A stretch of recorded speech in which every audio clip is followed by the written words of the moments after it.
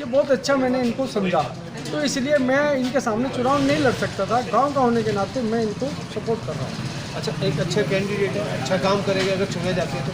हाँ, अच्छा काम जो पहले देख लिया हमने, हमारे वार्ड से वार्ड नंबर 18 से थे, तो हर गांव मेरे गांव में मेरे ख्याल से कई करोड़ रुपया कम किया है रविंदर जी का। रविंदर जी ने। और खड़ोजा में बहुत बेकार खड़ोजा था, जो कि वहाँ पर कोई बिगड़ना मुश्किल हो जाता था। आज वहाँ पर अगर किसानों की दो बुद्धि आती है तो दोनों की दोनों पार हो जाती है। तो उसका श्रेय रविंदर जी को जाता है। रविंदर को श्रेय जाना चाहिए। तो आपका समर्थन रविंदर जी को? मेरा समर्थन गांव का, पूरे गांव का समर्थन जो है रविंदर चौधरी को है। तो इस वार्ता के माध्यम से रविंदर जी के बारे में कुछ कहना चाहेंगे? रविंदर जी के बारे में क्या, मेरे साथ का लड़का है, दोस्त भी रहा है। ये राजनीति में अब आया, मैं 30 साल पहले से राजनीति में हूँ, लेकिन ये है कि अगर युवा कोई आवे तो बहुत अच्छा लगता है मुझे। ये पार्टी से मतलब नहीं कि ये पार्टी से फलाने से ढिमके, लेकिन जो कोई अच्छा कार्य करता हो।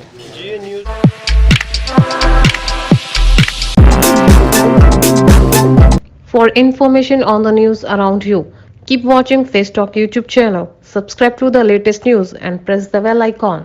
समाचार पत्र न्यूज नेटवर्क। दर्शकों, उत्तर प्रदेश में चुनावी माहौल है, प्रधान, उप प्रधान, बीडीसी और भी, लेकिन आज के खास मेहमान हमारे साथ हैं। खास मेहमान के बारे में मिलवाने से पहले एक बात बता दो, अभी व्यक्तिगत बातें चल रही थी।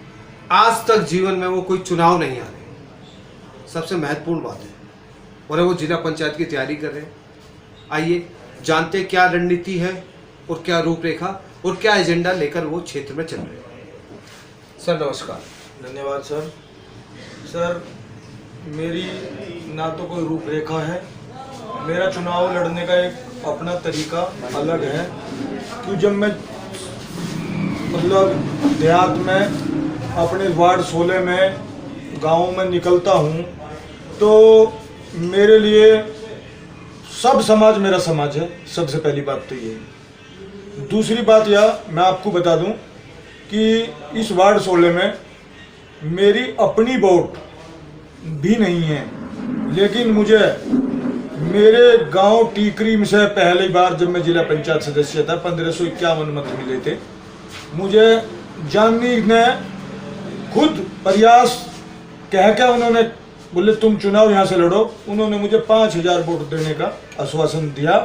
और जाननी का मुझे बच्चा बच्चा तन मन धन से चुनाव लड़ा रहा है। मेरे से चुनाव में उन्होंने कोई भी ये बात नहीं कही है किसी भी समाज ने, तू टेंशन न, हर सबका ये कहना तुम टेंशन न लियो। हर समाज मुझे तन मन धन से चुनाव लड़ा रहा है। मैं वार्ड 16 का पूरे का तो आभारी रहूंगा ही रहूंगा, लेकिन जाननी का मैं सबसे बड़ा आभारी रहूंगा। मैंने पहले भी मैं जिला पंचायत सदस्य था वार्ड नंबर 18 से, अब वो 17 हो चुका है। उसमें मैंने, आप पता कर लेना, हर समाज में मेरे पारिवारिक रिश्ते हैं। मैं कोई जात बिरादरी भेदभाव ये इस चीज़ को बिल्कुल नहीं मानता। दूसरी बात ये है कि मैं आपसे बताऊं कि मैं जानने के लिए भी चुनाव का रिजल्ट तो कुछ भी हो वो तो एक मालिक के हाथ में है। मैं जाननी में अगर मैंने कदम रख दिया, जाननी मेरा गांव है, अब जाननी मेरा घर है, और जाननी के ऊपर मैं चुनाव लड़ रहा हूं। जाननी के लोग मुझे चुनाव लड़ा रहे हैं, मुझे आशीर्वाद भी अपने बच्चों से भी ज्यादा दे रहे हैं। दूसरी बात ये, मैं अपने आप को जाननी के लिए पूर्ण रूप से समर्पण करूंगा, चुनाव का रिजल्ट चाहे कुछ भी हो। अच्छा, इतना लगाव जाननी से क्यों? जाननी से मुझे इतना लगाव ये है, इसलिए है सर, मैं आपको बताऊं कि जाननी ने मुझे मेरे ऊपर भरोसा करा है।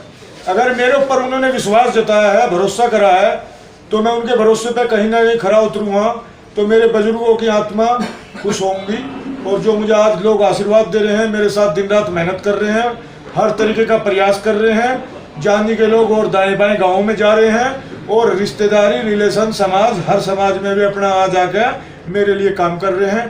तो मैं उनका आभार तो किसी तरीके से भी मतलब उनका एक एहसान मैं उतार ही नहीं सकता जाननी का। मैं बताऊं आपसे, क्यों जाननी में चुनाव 7100 का पोलिंग जाननी में है, लेकिन जाननी इतना बड़ा गांव होने के बाद मुझे जाननी से इतना बड़ा पूर्ण रूप से पूरे गांव का समर्थन मिल रहा है, हर समाज का।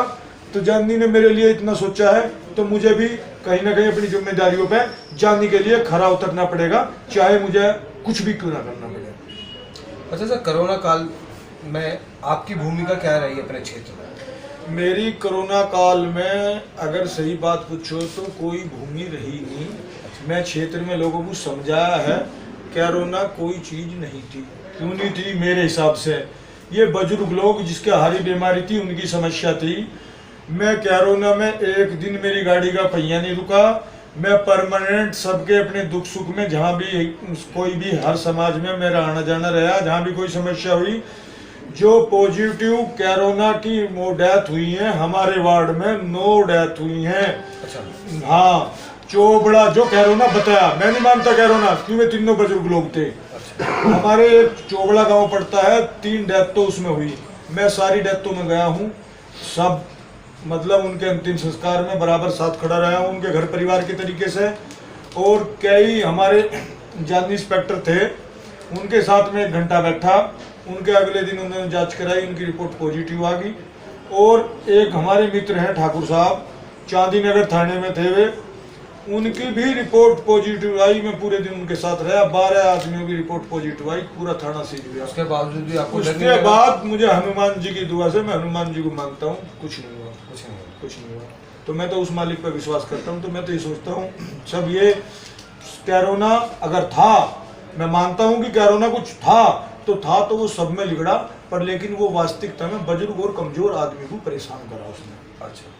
अच्छा सर, अब अभी की जनसभाएं भी चल रही होगी, आप जगह जगह जा रहे हैं, तो रैलियां भी चल रही होगी, तो कुछ कानून बना रखे आपने अभी जनसभाओं के लिए?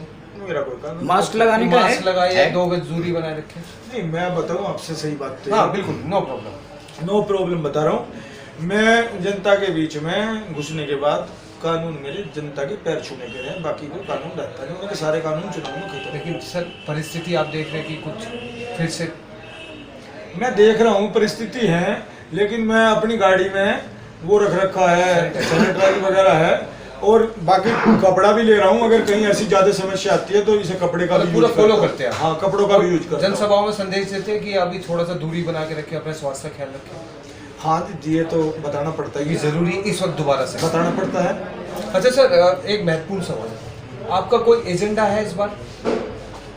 एजेंडा तो मैं आपसे बताऊं, एजेंडा तो जिला पंचायत अध्यक्ष के ऊपर काम करता है। अगर मान लो हम पिछली बार भी जिला पंचायत अध्यक्ष के विरोध में रहे हैं, और विरोध में रहने के बाद हमने अपने गांव में, पूरे वार्ड में, हर समाज में कहीं ज़्यादा कहीं थोड़ा सब जगह काम कराया।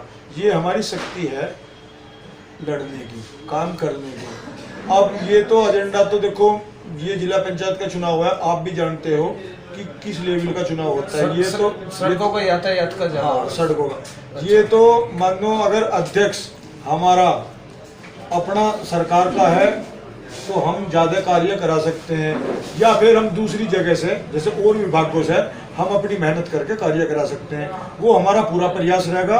हर विभाग से हम 5 साल में हमें नॉलेज भी होगी, हम कुछ पुराने भी जिला पंचायत सदस्य रहे हुए हैं, तो वो हमें पूरा अभ्यास हो चुका है। हम अपने वार्ड 16 में जो भी हर विभाग से जो फैसिलिटी सरकार की चली आई हैं, हम हर फैसिलिटी अपने वार्ड 16 में लेकर आएंगे। जो भी विकास होगा विकास कराएंगे। अच्छा सर, हो सकता है कि आप बहुजन समाज पार्टी से आने वाले समय में विधायक की भी तैयारी कर सकते हैं? ये तो बात की बात है। ये संगठन चाहिए? नहीं, वो तो हाँ, ये तो बात की बात है, ये तो मैं कह नहीं सकता कुछ भी इसके बारे में। आप हाँ। अच्छा, आपके जो जीवन की शुरुआत हुई राजनीति में, तो बहुजन समाज पार्टी से हुई? बहुजन समाज पार्टी से नहीं। आप प्रभावित हैं काफ़ी? प्रभावित हूँ मैं। बहन जी के जो बहन जी के काम हैं, बहन जी की जो सोच है, मैं उनसे भी प्रभावित हूँ। हमारे जो जाट समाज के जो बहन जी हमारी माननीय मुख्यमंत्री थी, करीबन एक गांव के 40-40 लड़के पुलिस में भर्ती कराई। भर्ती में गए, गन्ने के रेट काफ़ी रेट 145 रुपये बहन जी की एक योजना में बढ़े थे जब बहन जी मुख्यमंत्री थी 5 साल में। तो मैं वास्तविकता में बहन जी के कार्य से